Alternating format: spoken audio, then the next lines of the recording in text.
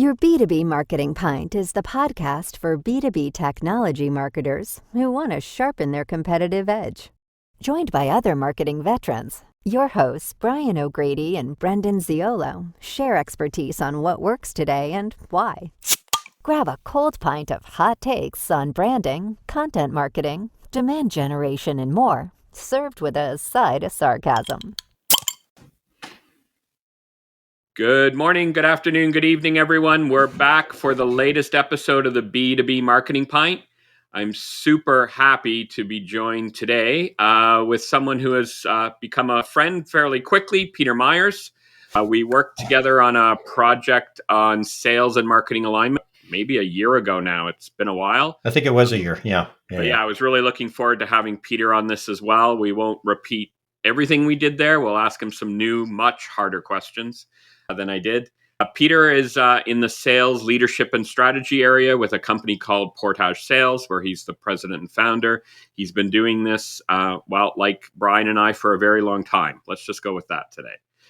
Very passionate about coaching sales leaders and has really taken up and explored and learned and tested AI in many different ways on the sales front and others as well. So, I sense once more another podcast here, Brian, and we haven't even started, where we can pick Peter's brain on AI and sales. But to get the ball rolling, the most important thing, obviously, for the podcast, Peter, what are you drinking today? Oh, I am having when I turned 50, all my taste buds changed. And the only beer that I was left really actually liking, I hate all other beer now, is Guinness. So I love Guinness. I was just saying before this that on this weekend, I had a couple up at the cottage, and it is like a nice warm sigh when I pour a Guinness. I love a Guinness. What are you guys drinking? All right. Well, he salvaged himself there, Brian. I was going to say our new screening question is, do you like beer when we invite guests? But he did salvage it by going with Guinness. And I knew Peter was going to go somewhere in that area. So I decided to join him with a Guinness.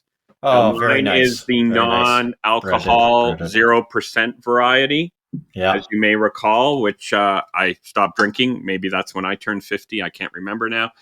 Okay. But yeah, I find this one is close. So I'm still looking for a taste test challenge with someone to see if I can fool them. But I'm drinking Guinness with you today, Peter, in your honor. Awesome.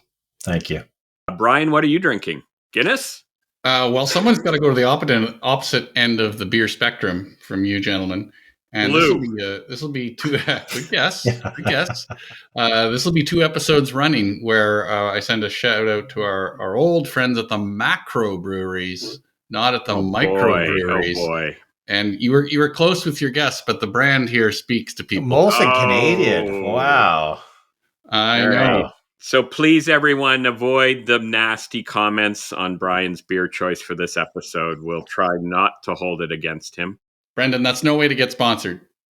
Yeah, I don't know if I want to be sponsored by anyone other than Guinness. Where's my camera? Oh, there we go. All right. Well, I don't know if everyone just wants us to banter about beer. So, Brian, why don't you get us started? Oh, all right. Did we forget to cheers? We forgot to cheers. I'm so rude. Cheers. To a good podcast. I do have a lot of questions, and my big problem is I'm struggling to know where to start. So I'm going to go off-piste or off-script for the first one, which is I read in your bio that you're a big wilderness and canoe guy, and then I noticed the name of your company is Portage. I'm assuming there's a clever connection there, and you're portaging people from marketing to sales or from sales to marketing. How does that work? Yeah, so I remember it was 11 years ago now that I started up the company. I was trying to name it. I was bantering it around with my mentor, Catherine McIntyre, and I had come up with all these creative names, and then I went back to basics, which is what do I love? And the idea of Portage Sales is really we're the team that delivers the lift that lasts. So it brings you from one place to another when the going gets tough. And really with a focus on growth, because growth is hard. It's not just one thing you got to do to drive growth in a business. There's a bunch of levers you have to pull, and we're the team to help you do that. So that's how we think about it, is bringing you from, really literally portaging is really bringing you from one body of water to another, like bringing you to, and hopefully a better and higher place as well. And avoiding the rapids. Oh, well, God, yeah, always. Yes. Fair enough. or at least we say we will. Okay, well then let's get real. Let's get out of the woods and into the tech speak. Go to market is a big part of your company description, your bio, and the industry. It's hard for me to go anywhere without bumping into someone who's all about go to market or GTM. If you're a tech nerd like me, you might think people mean Google Tag Manager, but they don't. They mean go to market. Yeah. So, what's the most important part of that? Since everybody uses that acronym today, you can't see a LinkedIn profile without either AI or go to market in it. But you really do it. You're not just putting it on your LinkedIn profile. What's the most important element of a go to market strategy, and how do you unify it? How do you bring it together so it's not random acts of going to market? Yeah, I think a lot of us exist, or a lot of our customers and teams end up existing in the echo chamber of their own business, meaning that they listen to a lot each other rather than the outside. And I really look at go to market as the opportunity to look outside. How are we impacting the customer? How are we beating the competition? How are we growing our market share and our getting more of our total addressable market? And I think when we let's take the fuzziness out of the title as well. Like go to market should be referring to, in my mind, is referring to really the folks in the business that are leading and driving impact for the customer, impact for how we show up outside the walls of the business. And I when we say go to market strategy, it falls to some of the usual suspects: sales, marketing. Now, we only train leadership teams that are go to market. And so one of the teams we trained was a procurement and supply business. Now, that was for a distribution business. That was absolutely critical in how go to market gets delivered in their operation. But that's as far as I've seen it stretch. Cool. I guess that you shot a light right away on something, which is it's go to market, not go to the boardroom or go to your colleague's office. It's go to market. It's not about that internal group think. And I've been part of enough meetings to know that's where new ideas go to die, is when you can't get them outside of what you call the echo chamber. Oh my gosh, yeah. And the more you can iterate on things, like we can get into it, but really for go to market, it's about nothing lives. It's like, you have a clever thought and it doesn't live until you say it, like till you share it with other people. I think it's the same thing with go to market. There's no life in it. There's no energy in it. There's no momentum in it until it's really showing up for what our customers see. That's a good opener. Over to you, Brendan. Yeah, so I've seen kind of where Brian started. I've seen a lot of, the LinkedIn example, people talking go to market, and they're really, talking of maybe a subset of marketing in some cases, and not something broader like you are. And the series we did a while ago, Peter, was really on sales and marketing alignment, because I know you're as passionate about this as I am, and that go to market won't work without those two teams being aligned. Yeah. I know at the outset I said we weren't going to spend a lot of time on our previous work, but I do think we had some good takeaways there. Yeah. What I'd like to also know is, have any of those takeaways changed or been updated by you in the past year-ish or so? They haven't, honestly, Brendan. Like they come down to, I think, some pretty simple stuff from a leadership perspective, because this is a leadership story. How to unify? It's got to start with the leaders, and so it's about setting clear expectations of the teams to work together, work effectively, work towards one, I'll say, go to market external set of goals that we're driving for. Clearly define the roles as well. Who's going to be championing? Let's not just leave it with the person at the top as the one that owns the go to market strategy. That's got to be deployed all the way through. And then it's up to the leader to structure in collaboration as well. That was the third thing that I think you and I walked away with from that conversation, is that it's not good enough to schedule one meeting.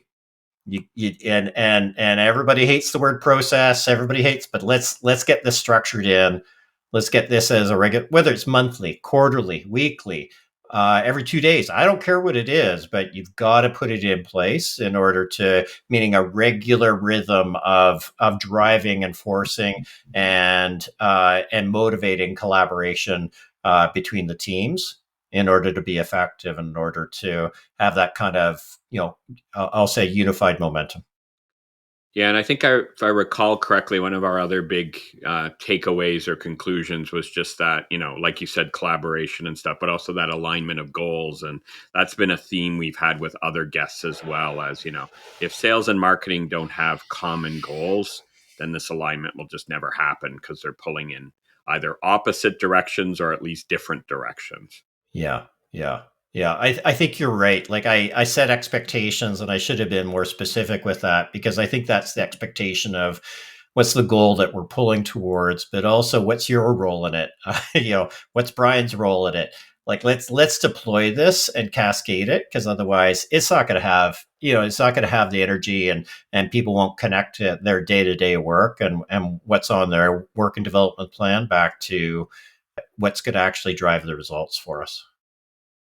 Okay. I'm hearing expectation setting. I'm hearing driving the results. I'm hearing process, which is a necessary evil. I get it. If you don't put it on the calendar, it's probably never going to happen. Is that sufficient? Or is there more? Or are there more tricks or techniques you can share for bringing those teams together so you get them bought in? Because as an example, back in my Fortune 500 days, I used to not put on a happy face when that big series of meetings arrived, and I discovered that executive number 27 had kicked off a new planning process that was going to save the world and change everything. And after you've seen 10 of those, you get a little cynical. Maybe this isn't. Yeah. Maybe it's like the other one. So how do you help overcome that cynicism and get people to buy in? Because of course, if we're not all working together, we're not all working together. So how do you get buy-in? Yeah, I think the short answer is it's not easy. It's like, it doesn't happen a bunch of times because it's not a gimme. It's not just an automatic thing that happens. I was reading, I do this habit, once every quarter, I guess, called haystack reading. I pick off 3 or 4 books, I pick a purpose, and I read parts of all the books and kind of go lateral across them. One of the books I was reading this past weekend for my haystack reading is called Leadership Pipeline. Ram Charan is one of the authors of that. And it clearly defines what the role of the leader is. And I think that's really germane to our conversation here. Like the role of the leader is not only to coach, it's not only to set expectations, but also those things are all about the people that are the individuals that report into that leader. It's about working up and across the organization. That really is so whether I'm a leader of others, leader of leaders, it's still in my job description. It's still in the expectation. And that's how you build. That's how I believe you build that kind of unified strategy, unified goal setting, having us all pull, we talked about my company name at the beginning, but, let's get in the proverbial canoe and say, hey, are we pulling in the same direction? Really? Like that's really the point.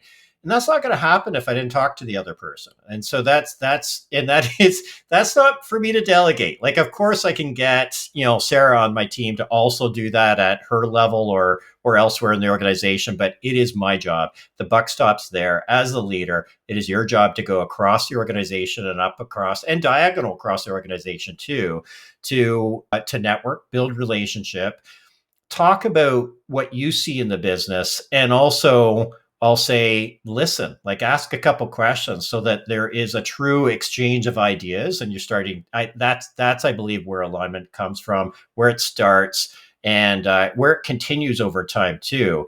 This isn't a buck that can be passed, I believe, to anybody else. So get out of your own office or ivory tower and go find your colleagues. Go to market. Go to the other people too. Go to the other departments. Yeah, I think so. I think it's again, we all get caught up into our own stuff, and then we got to get out of our stuff and really open our eyes to what's happening. And the momentum. Like, yes, I have a different screen on my right here that's all of my AI LLMs that I've used at different times, and sure, I could ask there, but that does nothing for building a unified and building momentum across the organization. I gotta, go for a Guinness or go for, coffee or go for lunch or just go and chat with some of my colleagues to find out how they're thinking about the business. And importantly, share my hypotheses, what I observe as the problems and what I think we should be working on as well to start to lead us to a solution. Don't just wait for that to happen. Fair enough.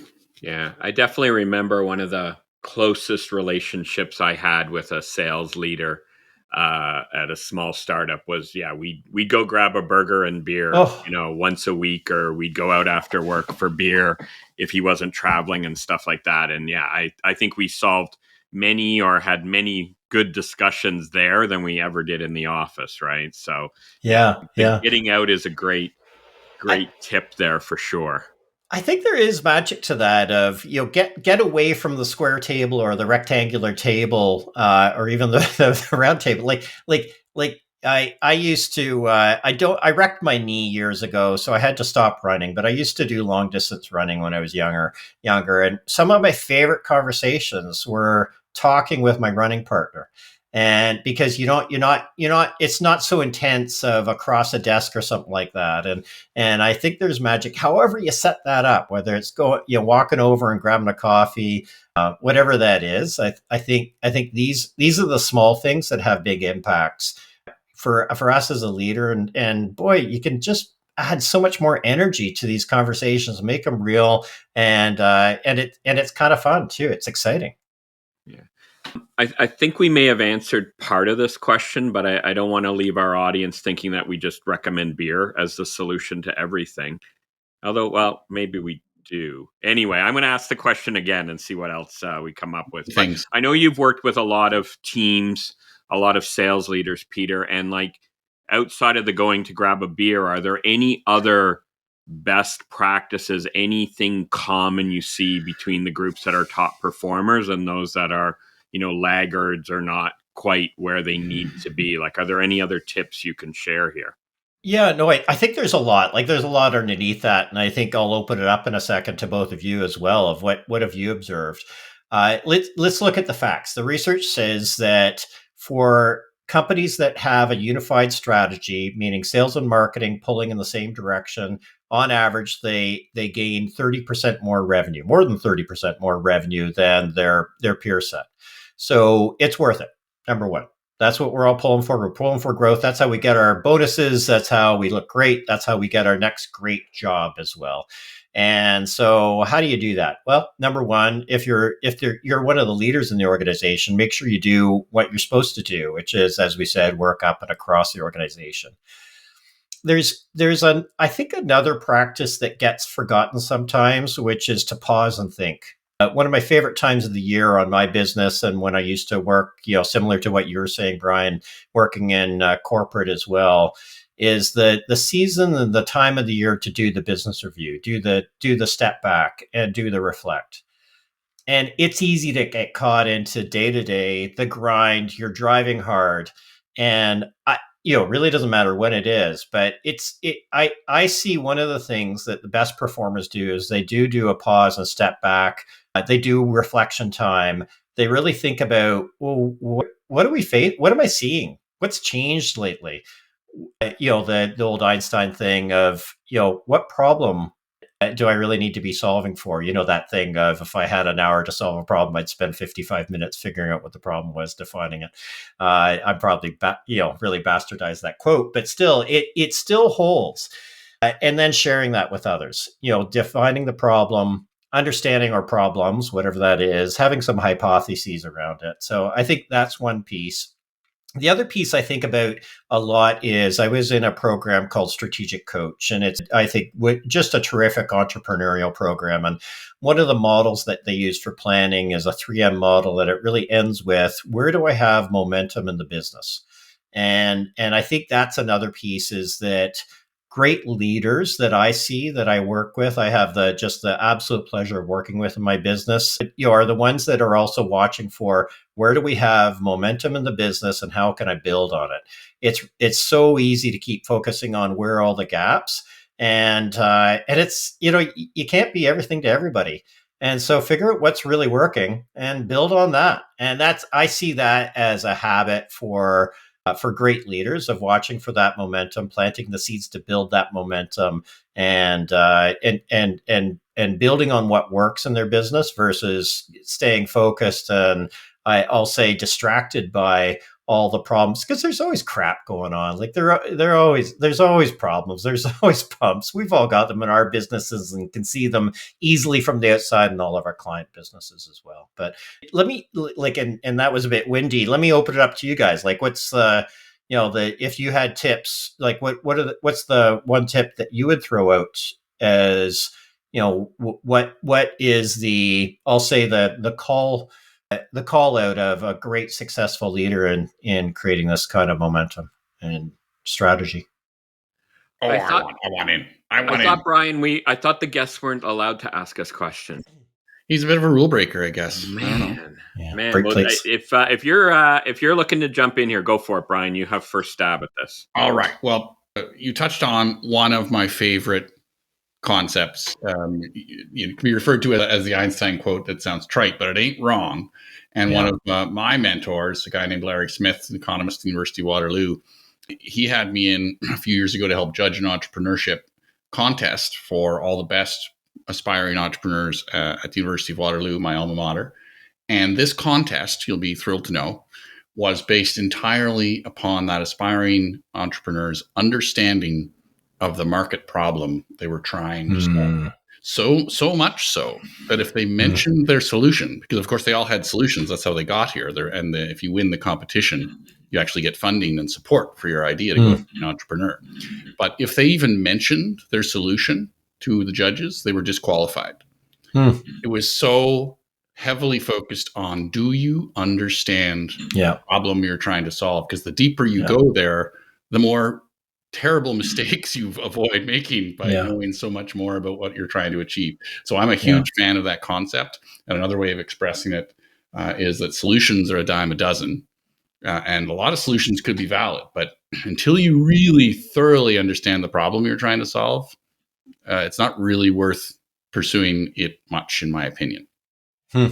Nice. Yeah, it feels like that harkens back to what is go to market, right? Like it's about listen first. We have 2 ears, one mouth. So let's listen a little bit, figure out what's going on outside there that actually matters and what we should be solving for, and then start thinking about the solution from there. Nice.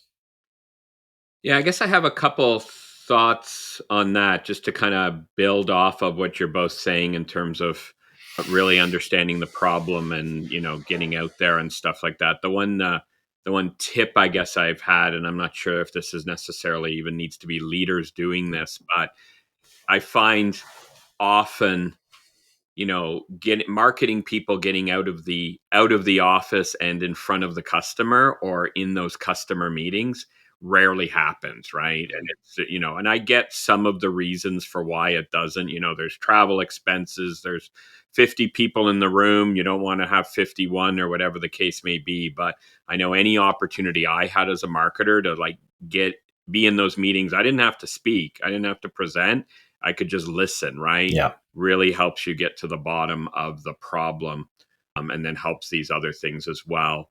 I do think on the leadership point and the momentum point, in addition to understanding the problem, is that, clearly being able to articulate your differentiation too, right? I think the best performers are very clear on why someone needs and should choose you over the others. And it's always puzzling to me when those answers are weak.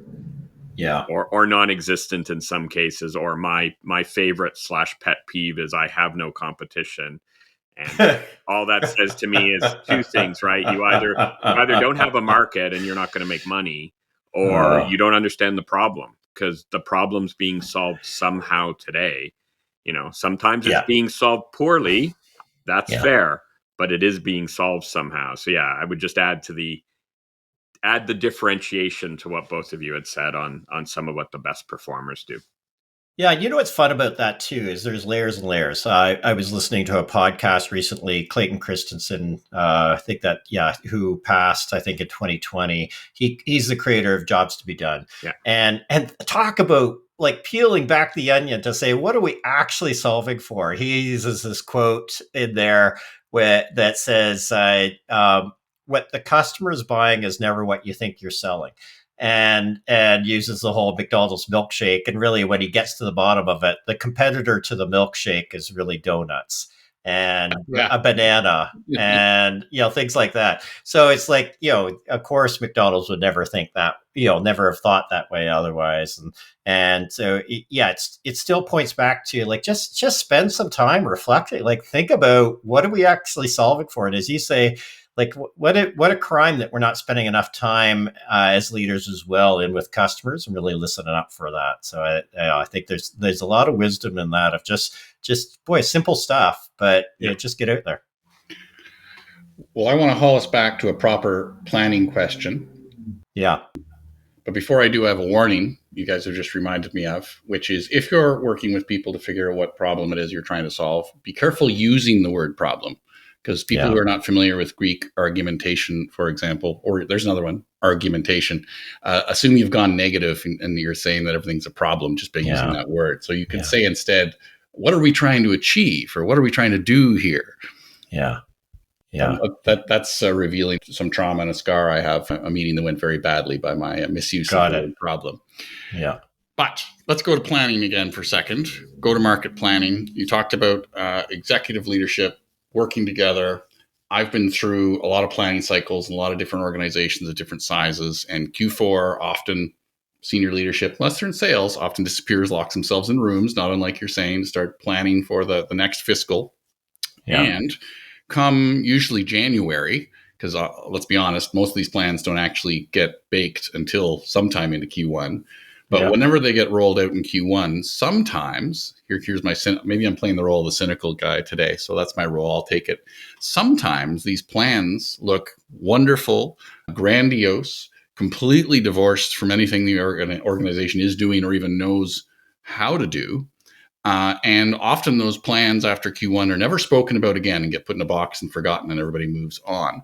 So in your experience, how do you avoid that kind of planning theater, I call it, and instead make sure that the plans you've built and all that time and energy you've put into building them actually can hit the ground running, actually can be executed in Q1 for your next fiscal year?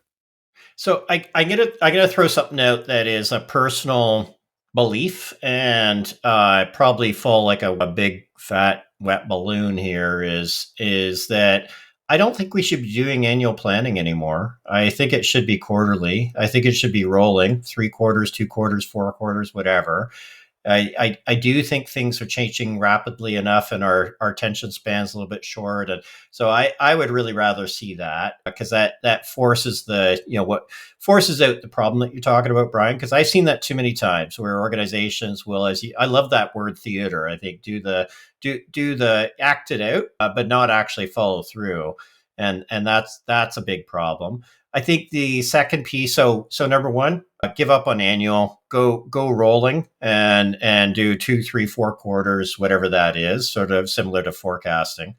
The second thing is we talked about it before, but oh my God, like don't start stuff cold and expect results right away. Like we all know that doesn't happen. Like it's rare at least. So pick the areas of momentum. And if you don't have any momentum, then you better only promise progressive results and start, I think of if you've got something that's got to be happening in Q1, you better be planting the seeds and piloting and testing and getting it out right now.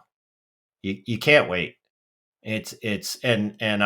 However you happen to manipulate the system to get some momentum now, you better be, otherwise it's a black box. Who knows if even the right strategy before you start. Let's talk go to market, like actually get it out there, get some reaction from customers. I just, part of this whole haystack reading that I alluded to from this weekend, the problem I was solving for working on was how do I evolve my leadership program to the next level? That's one of my 3 pillars of the services I offer. I have a concept. I'm really excited about it. And my first step is to turn it into a landing page and go talk to the 7 or 8 different sales leaders that I know that will give me honest feedback on it. So go to market, get out there right away, get that feedback as soon as possible. Because if I want some results in Q1, it's October right now or November. And boy, I better be getting, piloting essentially that and getting feedback right now. That's a great answer. And it echoes One of our previous guests, Santosh Kumar, talked about the value of a pilot. So that whether it's a plan, whether it's a big idea, when you roll into the board and bust out your big idea and then get asked, well, how do you know it works? Have you tried it? Have you piloted it? Yeah. That's an awkward conversation to have if you haven't. Yeah. So that's a great tip. Or one that is a slow pitch that you're so excited to get in the boardroom instead, where it's like, yeah, actually, we turned it into a landing page. We've tested it with 20 of our customers. Here's the response. Not everybody loved it, but 12 of them really did like it. And here's the course corrects that we're doing now on it. We think it's got legs like that. Like suddenly you've turned, we teach objection handling to frontline sales and account managers. And one of the things we say about objections is they are a gift. Questions, they can be absolute, and they are an absolute gold mine for building trust, momentum, buy-in. If you just actually pause, ask some questions, and address what they're really asking as well. And learn from it. Learn from really why they're asking that. But so objections are a gift in this. That kind of question can be a gift for you. Maybe after this corporate life of ours is over, if you're good at objection handling, you could become a marriage counselor as well. Let's slow that down. Let's slow that down. Stay focused, Brendan. Let's stay focused. All right. Take us home. I know we started the podcast here and we probably need to deliver on this at some point, Brian, but as has become tradition, I think we're going to ask you our two final questions, Peter, which have become pretty standard across our podcast episodes and guests. I'm ready. The first one I'm going to ask, and then I'll let Brian do the second one. So I know you're doing a lot of work in the areas of AI and from a sales team perspective and stuff like that, totally unfair ask because we could do 1, 2, 5, 20 episodes on that, I'm sure, with you and all our other guests back. But, are there any tips on the AI front you can share with the audience, thinking this is mainly a marketing audience, but, maybe what sales teams are doing and maybe more importantly, things they should avoid on the AI front now? So I think what's interesting, I will answer your question in a second, but I think what's interesting, I mentioned jobs to be done, and some of the thinkers that I listen to are bringing this back up in the context of AI, and I think it's the right thing to do. So there's an MIT study that came out that said that 90% of organizations that have rolled AI out are getting zero value from it. In fact, it's actually slowing down productivity in 70% of the workforce. So that's a very, very big problem. It's a big gap between expectation and actual result. What's the impact? What's the fail point? There's several in there, but one of the big ones is that we think by shoving technology at people, they'll know how to use it. And that is wrong. And jobs to be done really looks at, okay, what's the workflow? What's actually the value that we're trying to create with particular, I'll say, discrete processes or functions in the business, I'll say micro functions in the business. And let's map those. Let's really understand that. Let's get those to best practice. Let's get those really hammered down so we know exactly what we're working with. And then look at how can AI either be an automation or an assist, a thinking assist, or something that actually automates part of that process. Never going to automate. There's some workflows that, of course, it will automate parts of it, but it's not going to automate the whole thing most often.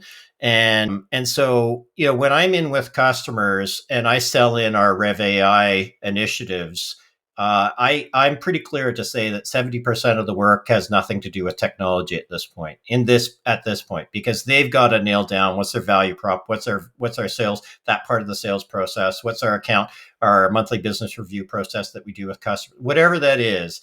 How do we handle support calls and what does the best practice look like there? A lot of this is dusty. It's not documented properly. It's not nailed down. And you got to do that. It's hard work. Boy, it's hard work. It's painstaking. And it pays off in spades. I've put AI throughout my business and I'm iterating on it over time. My learning design process, I have saved days out of each design. And it's, I think it's in some ways just magical what it could do, but it took a lot of work. And a lot of it wasn't about the prompt or the LLM. It was or the agent or whatever you're using. It's about, like, we think agentic, right? Agentic is a big, that's a magical, wow, that's so exciting. Everything. It's going to save everything. And it is not, unfortunately, a big green button. It's not. It's like you got to do so much work. I was counting on that. I didn't want to think anymore. I didn't want to learn. Wouldn't that be great? Wouldn't that be great? But, thank goodness for complex and hard to solve problems, because it does keep us in business. It gives us something worthy to solve for. And this is a big opportunity to solve for. And at least my business, I know at Portage, we're absolutely intent on it. We're peeling back the onion. We're running two new clients right now through our process, taking different approaches each time to continue to iterate and modify it so that we really get down to how do you get to that value a lot faster. And we're finding some approaches that are working. And the first one, I would say, the tip is go analog, figure out what the workflow is before you go digital. Fair feedback. And it echoes some of the experiences I've had with these tools. And one of the questions I've gotten into the habit of asking myself, because it's so easy to get down that rabbit hole saying, what if I did the prompt this way? Oh, I don't mind. That's pretty good. What if I did it this way? And suddenly an hour has gone by, 90 minutes have gone by. And I've had to start asking myself, what's the opportunity cost here while I mess around with this thing? What would Brian be doing at this time if he wasn't doing this? And if the answer is this is still worth it, like, knock yourself out. But if it's not, it's time to start asking some questions. Yeah. There's one of my favorite books is Who Not How. And it's all about also, like, really, like, for me, because I love this stuff too, Brian, for you, should it really be us? Really? Or is there a really good who that we could find that actually could be building that out for us, and with our direction, our oversight? So as leaders, I think it is a slippery slope to get caught into it. And I find a lot of the leaders I work with are deep into it, and a lot of their staff are not. And that's a big gap too. Yeah. Oh boy. Okay. We have to cue this up, Brendan. We're going to have a whole other AI episode. We are. Back, yeah. Okay? But we still need to ask our favorite question, Brian. We can't let him off the hook yet. We're not going to let you off the hook. Final question, B2B Marketing Pint, as always. Sir, you bump into a lot in the boardrooms and teams and places you go, all the things you hear and see. And you probably bump into that same particularly annoying idea or thing that just won't die or go away. And you have to spend time and energy disproving it in 7 out of the 10 places you go to. What is that thing? What is the biggest myth about this process, the marketing and sales process, that drives you nuts? And you would be thrilled if you didn't need to spend any more time or energy disproving it anymore. Because this is your opportunity. Everyone's going to hear this podcast. It's going to go away if you do this job right. Go. I don't think this is as true for the larger businesses we work with. We're working with some much larger enterprises, but I'll say for those mid to smalls that we've worked with in the past, we're sort of 20 million revenue plus is what we target in. Often they'll say, and I'm calling this one out because of you guys here, like, they'll say marketing is optional. Like it is a bit nuts. Like, there is a point where you can't just do it the old way you did it before. And if you really want to scale, you really want to grow, you got to have a whole bunch of things pulling in the same direction. And so, your brand, your awareness, your positioning, your value prop, all of those things aren't strictly, they aren't necessarily about marketing. Marketing can be a very, very pragmatic play in the business. And as we talked about here, can be pulling directly and in line with what you're doing and selling, what you're doing with your product. However your organization is centered, I think it's easy to think that you don't need the other stuff, and that's not. I'm of the opinion that's not true. There is a point you absolutely need that, and you better be starting to plant those seeds now. I love that answer, and if we ever need to rebrand B2B Marketing Pint, we will call it "Marketing is Not Optional." And I also can't think of a better note to end this on. It's also time, but that's the perfect note for me to end it on. So, Peter, Really appreciate you taking the time. Enjoyed the conversation yet again with you. Hopefully we don't go a year or whatever it is between our projects, but who knows? But yeah, really appreciate you joining us, and thank you so much. And thanks for having me. Hopefully we have a wee bit of beer left for one. Enjoyed the conversation. Yeah, it was a real pleasure, and just really appreciate this opportunity to have this conversation together. Good times. Thanks for sharing some of yours. Okay. Yeah. Take care. Hey, folks, if you liked that episode, you won't believe the next one. So don't forget to subscribe on your favorite platform and you won't miss out. Or if you've got an idea we haven't thought of yet, hit us up in the comments. We'll cover that too.